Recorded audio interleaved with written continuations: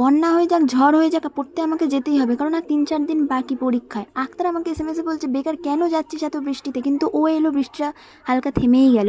সেই মাঝ রাস্তা দিয়ে ভিজে ভিজে আমাকে পড়তে ছাড়ার জন্য এলো, ভাবতে পারছো? আমি ওকে তাই বকাবকি করছিলাম। আমি বললাম ঠিক আছে তাহলে ছাতা নিয়ে কী লাভ, আমিও একটু বৃষ্টিতে ভিজি, কিন্তু আমাকে বকাবকি করছে যে ছাতাটা নিজের মাথায় ধর। কিন্তু আমি বললাম না, আমিও ভিজবো তোর সাথে, বলে খুব খেলা করছিলাম ছাতাটাকে নিয়ে। ও তো ওর মতো বলেই যাবে, কিন্তু আমি কি ওকে থোড়ি পাত্তা দেবো, ধুর।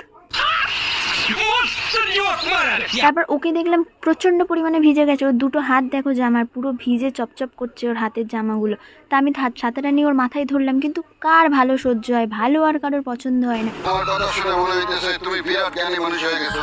বললো না আমার মাথায় ধরতে হবে না। তারপর ওই বকতে বকতে পাগলামো করতে করতে আমি স্যারের বাড়িতে পৌঁছে গেলাম। স্যারের ব্যালকানির অবস্থা দেখো, পুরো একদম বৃষ্টি এসে স্যারের ব্যালকানিতে অগোছালো করে দিয়েছে।